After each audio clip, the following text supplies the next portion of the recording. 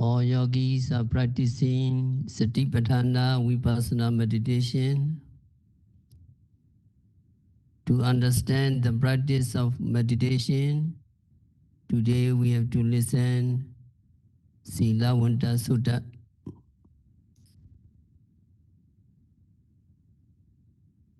There is a very short discourse in the Sanyutta Nikaya, Khandavagga. We will include what is essential for the understanding of this Silavanta discourse and for understanding the practice of meditation.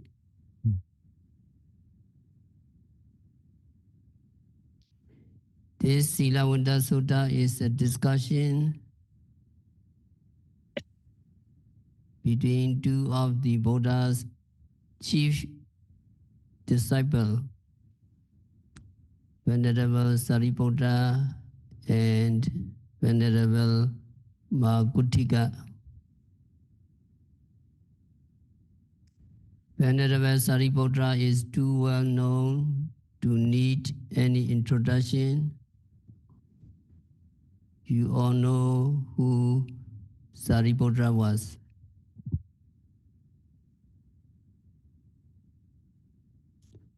Venerable Sariputta was the first chief disciple of the Buddha who declared him to be the foremost of the disciple possessing pinya, wisdom.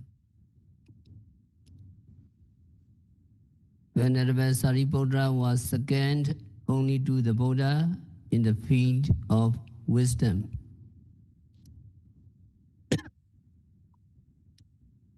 But Venerable Maguttika is not so well known as the Venerable Sariputta, so we don't hear much about him. And Venerable Maguttika was declared by the Buddha to be foremost among those of the disciple possessing Patisambhida, the four kinds of analytical knowledge,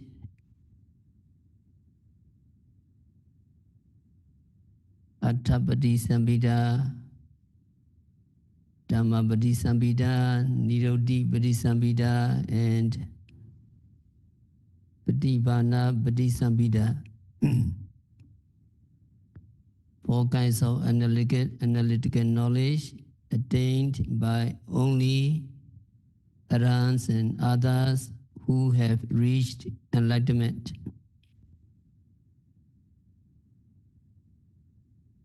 An exception is the Venerable Ananda, who is described as attaining Patisambhida, while only a Sotapanna during the lifetime of the Buddha.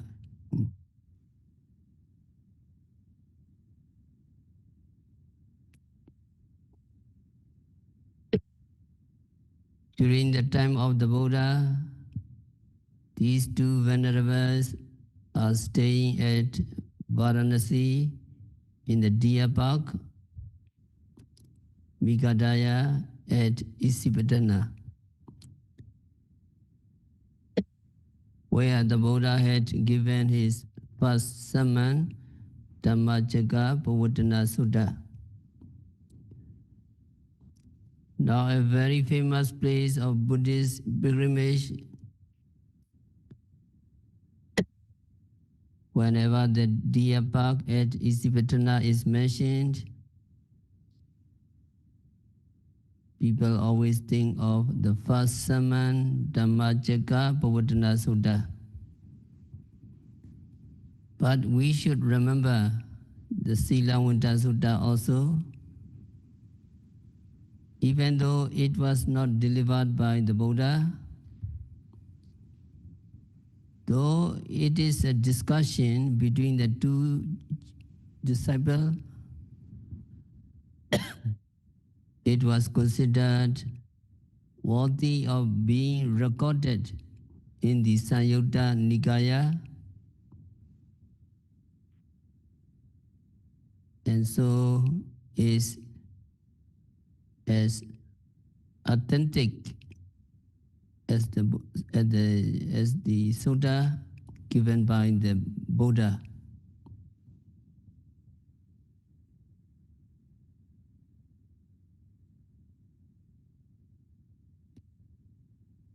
It is the custom of the Buddha's disciple, especially those who have attained enlightenment, to dwell in seclusion in the afternoon. Patisalana, staying in seclusion does not mean just resting or just sleeping. During this time, arahants and others who are enlightened enter into the attainment of fruition, palasamapatti, in which there is no suffering, there is no dukkha.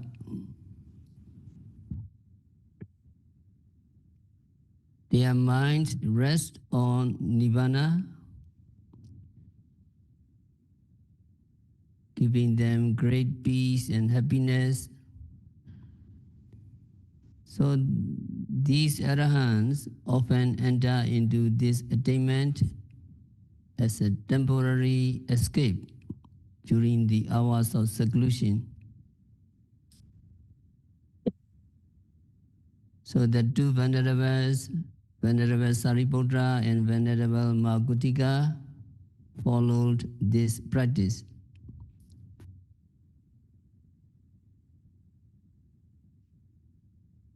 Late one afternoon, the Venerable Magutika emerged from his seclusion, approached the Venerable Sariputra, and exchanged greetings.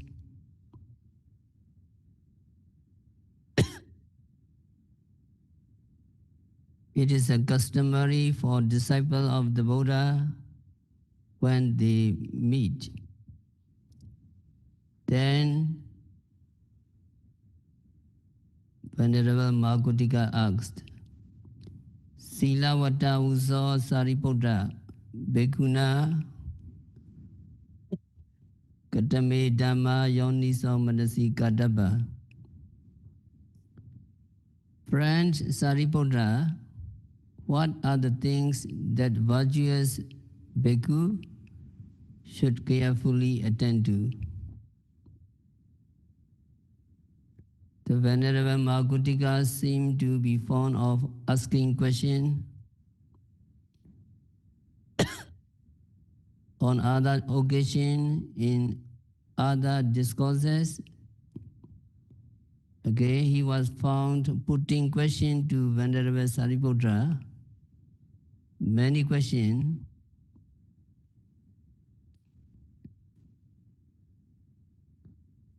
Venerable Magutika is the foremost among those who possess the four kinds of analytical knowledge, and he should have been the one answering the question, not asking them. But Venerable Magutika was always asking questions. Why he asked questions? Venerable Magutika asked questions not because he did not know the answer, but because he wanted future generation to respect the Buddha's teaching. People tended to give more respect and importance to teaching known to have been discussed by great disciple Mahasavaka of the Buddha. So Venerable Magutika and Venerable Sariputra as foremost disciple, sometimes purposely entered into dialogue of questions and answer for the benefits of posterity. And this discussion, the Silavanta Sutta, was considered important enough for inclusion in the Samyutta Nikaya.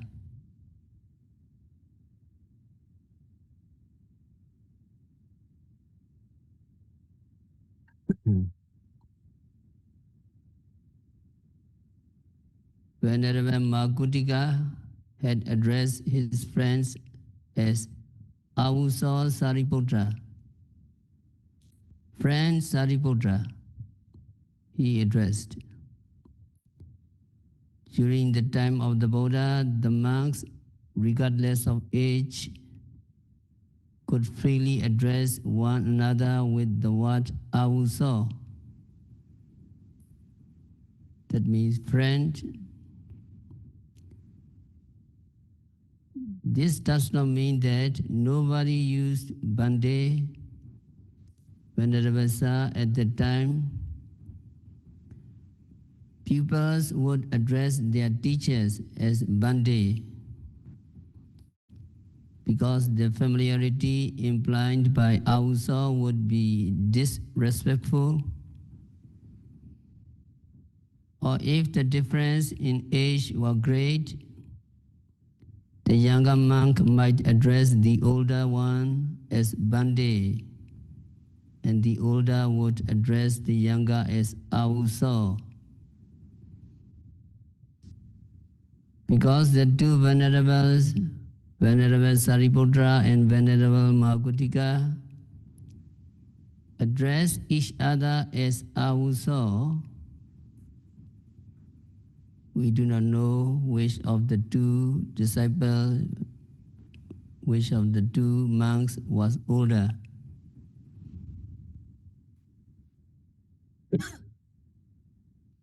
Before the Buddha passed away, he said to Ananda, "After my passing away, older monks should address younger monks as Avuso, and younger monks would address older monks as Bande."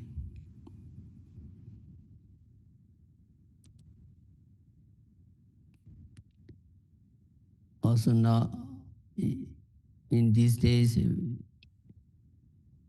people address the monks Bande. So after the death of the Buddha, these forms of address that he had sanctioned were adopted by the monks and observed to this day. But nowadays, we base age on how many years as a monk, not on biological years. And we do not use the words Avuso or Bande until we know the number of Vasa. We know the number of rainy season retreats.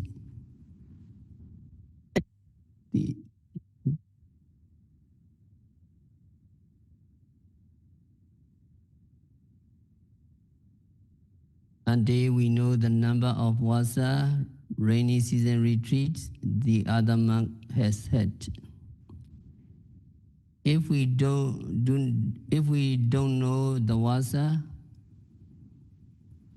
the rainy season retreats, we ask that monk, "How many Vasa are you?"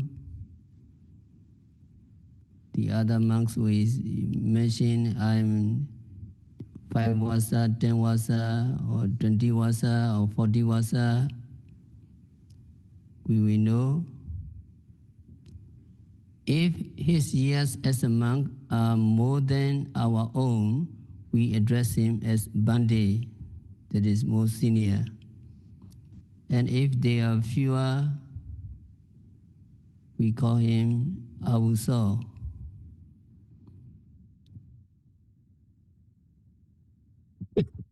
We address in this way nowadays. After the Venerable Makutika had addressed the Venerable Sariputra, he asks, what are the things that a virtuous bhikkhu should carefully attend to?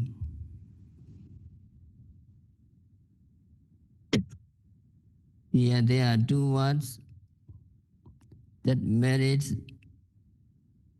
more detail. Silavanta bhikkhuna, virtuous bhikkhu. A virtuous bhikkhu is pure in the sila. It is not easy, as monks have more than 200 rules to keep. When a monk can keep more than 200 rules without breaking them,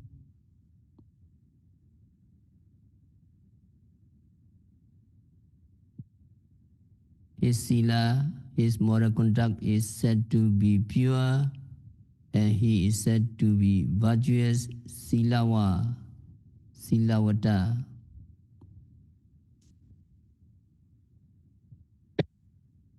Those who have been newly ordained are also pure in sila, moral conduct, as they have not yet committed any offense.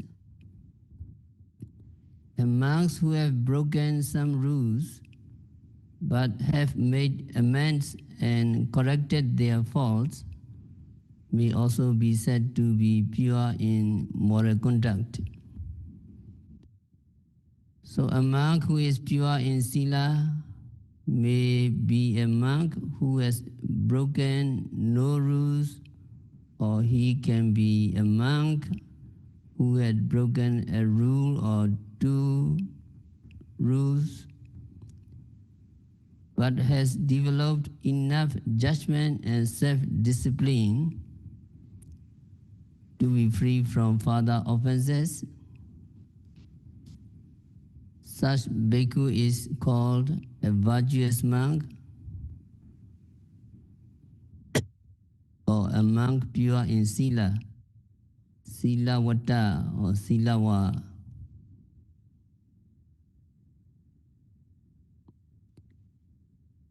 At one time, a monk asked the Buddha to teach him just enough to enable him to go to a secluded place, and practice meditation. Buddha told him to begin by purifying two things, Suvisoda Sila and Samadhi, pure Sila and right view. Buddha said, Bhikkhu, when you have purified your moral conduct, Sila, and maintained the right view, then leaning on your moral conduct and standing on it, you may go on to developing the four foundations of mindfulness in three modes: contemplating on internal objects, contemplating on external objects, then contemplating on internal and external objects. You go on to develop four foundations of mindfulness in three modes. So Buddha told him to begin by purifying two things, sila and samadhi, before attempting to undertake the practice of meditation. Why? Because the practice of Satipatthana meditation, The four foundations of mindfulness is based on pure sila, purity of moral conduct is especially important requisite for meditators. So a monk who wishes to practice meditation should first purify his sila. Lay people also must be pure in sila, minimum 5 precepts, and during this intense retreat, you have 8 precepts. You observe. So Buddha said, pure sila and right view, you need to purify. Nowadays, the word bhikkhu is translated as monk.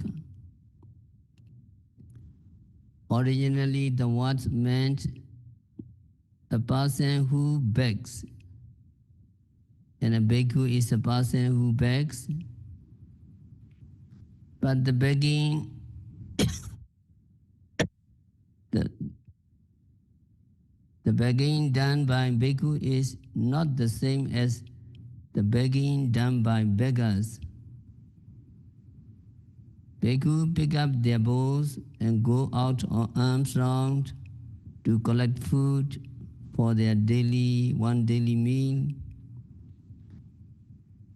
Silently standing in front of the house, they say nothing. But the lay people inside understand that the bhikkhu are dependent on them for food. So, with respect and reverence, these lay people offer whatever food they can give.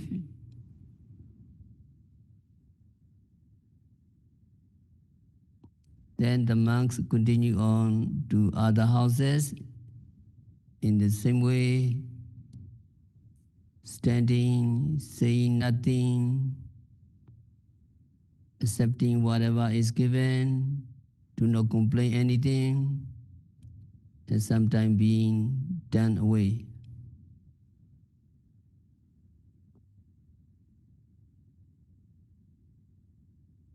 So this kind of begging is called noble begging, Ariya Yasana, and bears no resemblance to the begging of ordinary street beggar. As the practice still exists in Buddhist country, it is important that the word bhikkhu should not be considered as beggar, which would be very degrading to the monks. There is another meaning assigned to the word bhikkhu. Sansare Bhaya Ekatiti Bhikkhu. Many kinds of suffering are endured in our rounds of rebirth, in samsara, as we go from one life to another and is reborn again and again. So it is something to be feared. According to this meaning, anybody who sees the rounds of rebirth, who sees the rounds of suffering as dangerous can be called a bhikkhu. Whether you are a monk or a nun or lay person, so long as you see the rounds of rebirth, rounds of suffering as dangerous, you can be called a bhikkhu.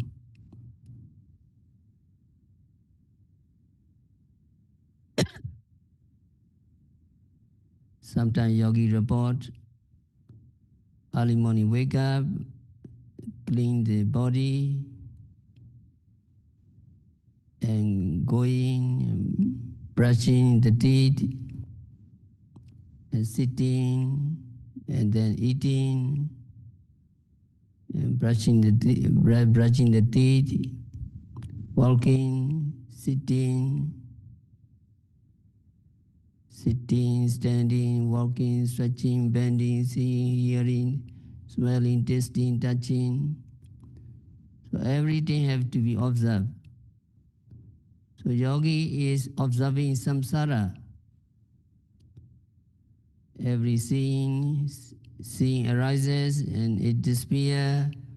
Hearing arises, disappears. Smelling arises, disappears. Tasting arises, disappears. Touching arises, disappears. Knowing arises, disappears. The flow or rise and fall of the seeing, hearing, smelling, tasting, touching are truth of suffering. Yogi understand very deeply, because as soon as yogi wake up, yogi try to be aware of these kinds of phenomena process. Seeing process arise and disappear, and one after another. So continuous flow of rising, falling of the seeing, hearing, smelling, tasting, touching, and knowing, etc. So we all are oppressed by rise and fall, rise and fall, rise and fall. So that kinds of truth of suffering can be observed by that person. So that kinds of person is called Bhikkhu. A yogi is so fear because they see the arising and disappearing nature of the psychophysical phenomena continuously.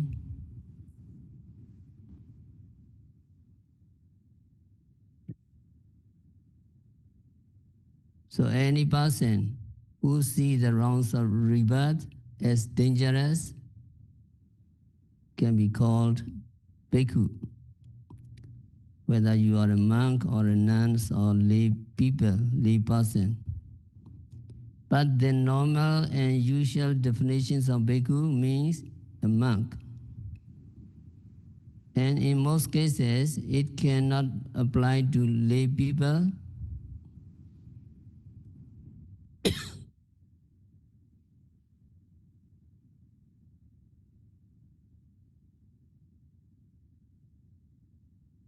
In most cases, a Bhikkhu means the person who has gone forth from the world, a monk who is the Buddha's disciple.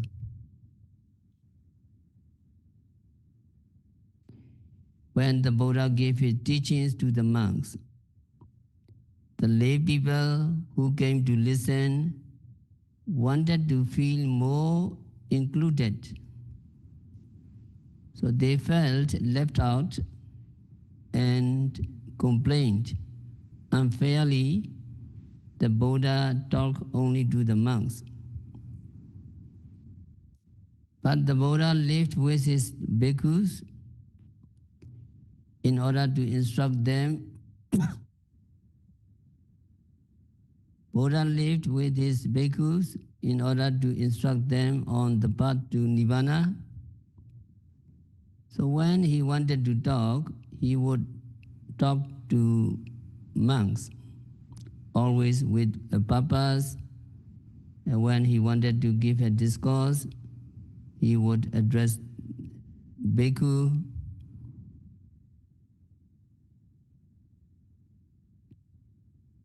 When he wanted to give a Mahasatifrana discourse, Ita bhikkhu bhikkhu, kaye kayanupasi viharati.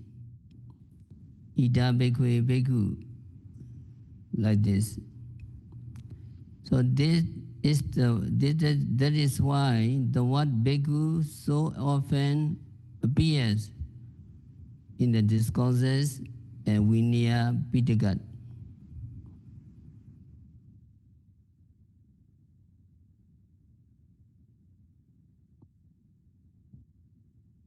Venerable Mahakutika, first question was,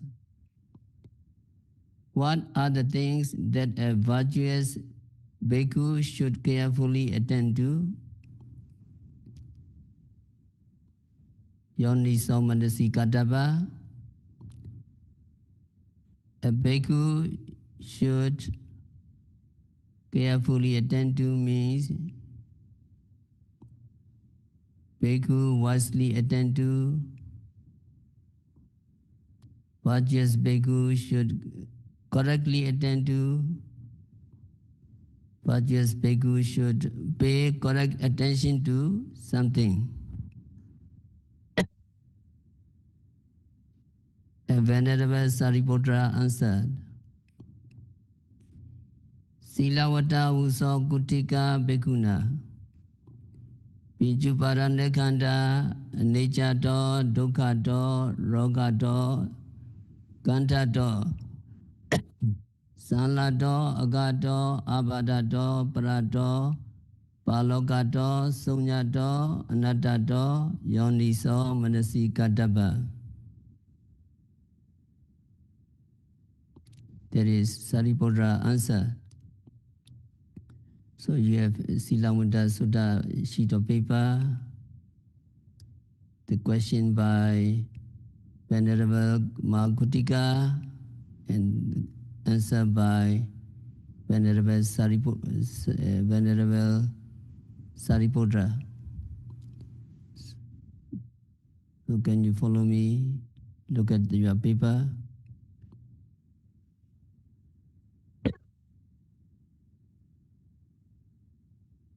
Silavata uso Sariputra. Bhikkhuna katame dhamma yoniso manasi katapa. Silavata uso Sariputra.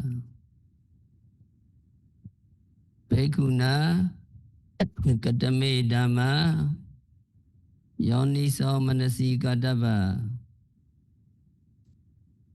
So answer by Venerable Sariputra. Can you follow me? Silavata uso kutika bhikkhuna pinjupada nekanda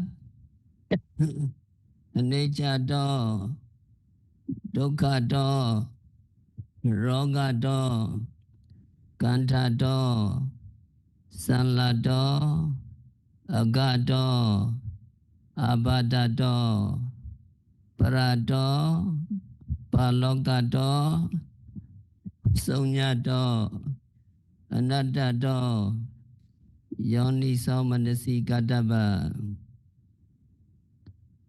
Again, Silavata uso Sariputra.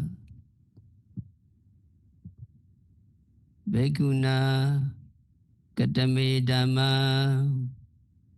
yoniso manasi katapa.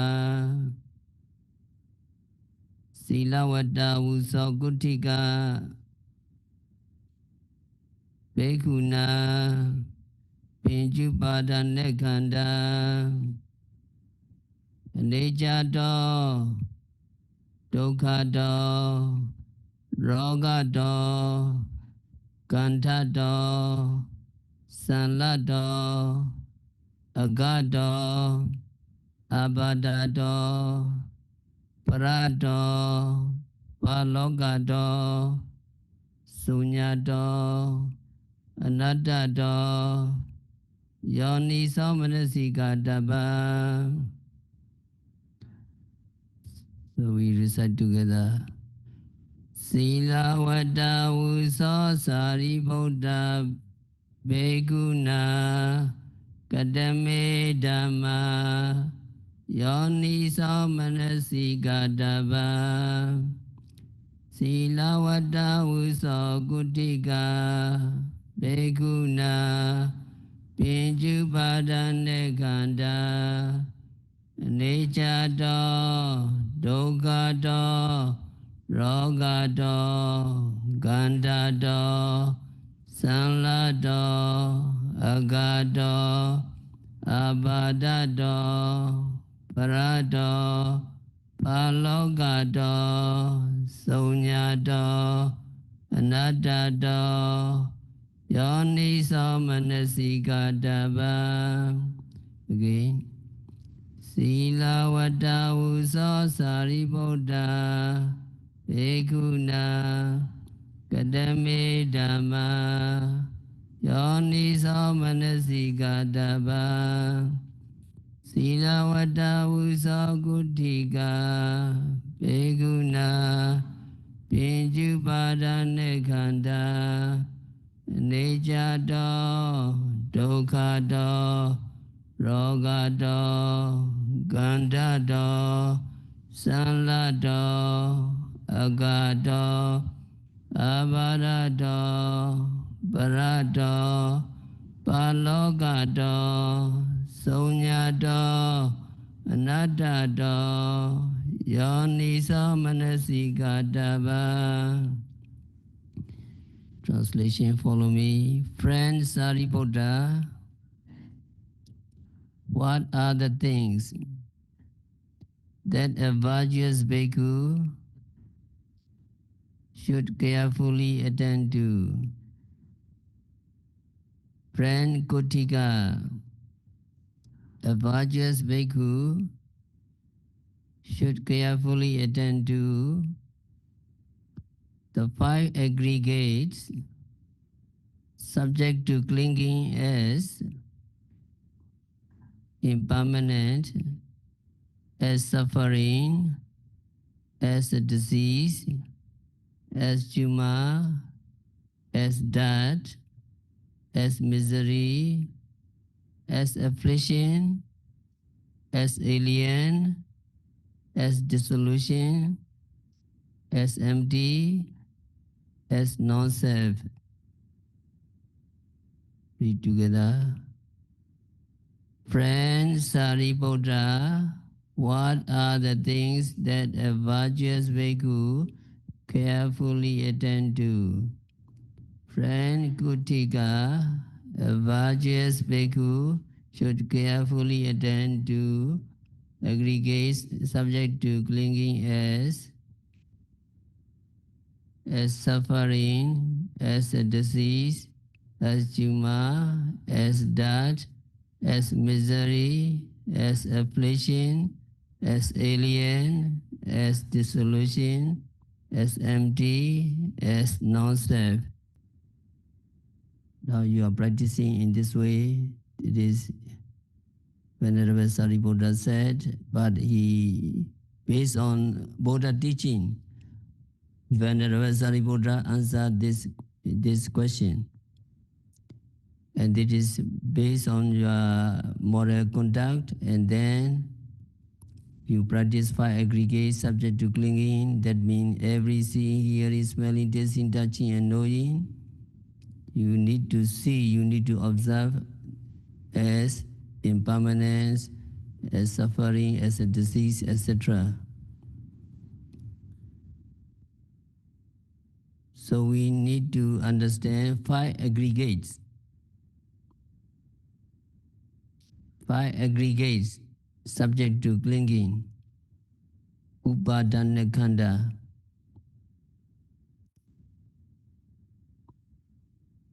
Five aggregates of clinging. There is a difference. We should understand the correct meaning of these two phrases. There are two things to be examined here. The aggregates, khanda, and clinging, upadana. And the aggregates that are subject to clinging, meaning aggregates that are objects of clinging, or aggregates that can become objects of clinging. But first we should understand that upadana. What is upadana? What clinging is. Clinging means firmly holding on to something. When clinging to something, the person hold of it and do not let it go. In the practice of meditation, we understand we need to follow the nature. The nature is totally dissolved as soon as you touch, as soon as you see, as soon as you smell, as soon as you see, you hear, you smell, you taste, you touch, you know, it's dissolved, it disappears. So we need to let it go, but the person take hold of it and do not let it go. And Buddha teach that clinging is of two kinds. Clinging is a mental state, and with that mental state, the person cling to objects. Suppose he sees something beautiful. When something is beautiful, he desire it, and he have a strong craving to get it, to possess it. In the case, he cling to the object by strong craving. In other words, things are the objects of strong desire or strong craving or clinging.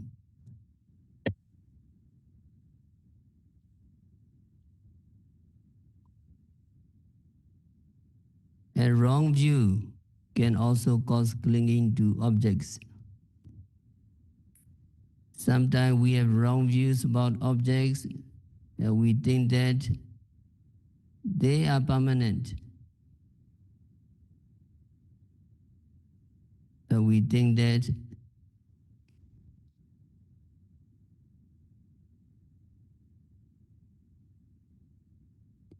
they possess a self or soul, or we may have wrong view about ourselves. We may think we have a self, we have a soul, and we may take being to be self or soul.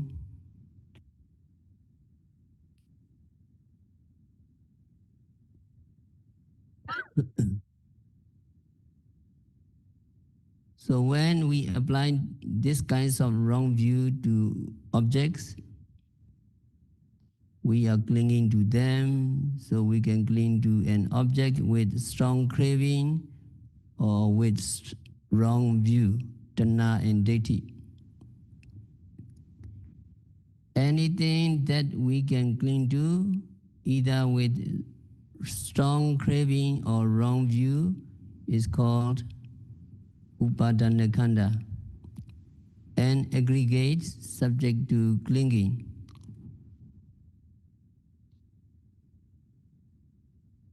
What are the things we can cling to? They are the things we see, they are the things we hear, we smell, we taste, we touch, and we think of. In other words, we cling to everything in the world. We can cling to everything in the world, either by wrong view or by strong craving.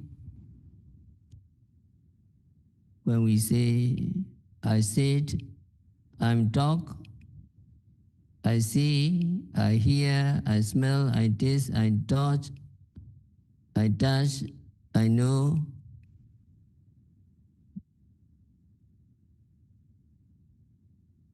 When we say it like this, it is clinging by wrong view. But when we say, this is my hand, this is my head, this is my body, this is my leg, this is my eyes, this is my ear, this is my nose, this is my tongue, we are clinging by craving. The things we cling to are technically called aggregates, khandha. They are called aggregates, khandha, because they are understood in groups. A group here does not mean a group of different things.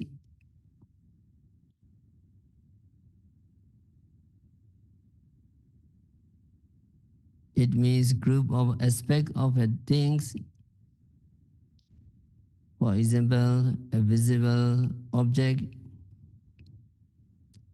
There are 28 kinds of matter, 28 kinds of rupa,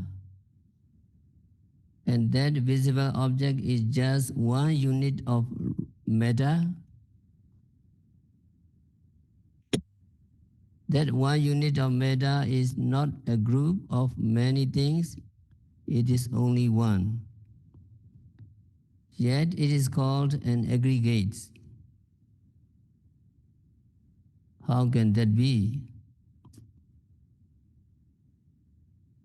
It is because one unit of matter can be of the past, one unit of matter can be future of the future, one unit of matter can be of the present. With the grouping together of these three aspects of time,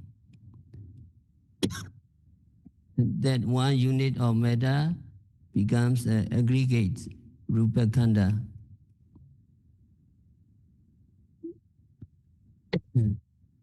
In the same way, feeling is a mental state. Feeling is just one mental state, one mental factors. But that one mental factor is also called an aggregate. Because it can be of the past, it can be of the future, and it can be of the present. It can also be internal, and it can also be external.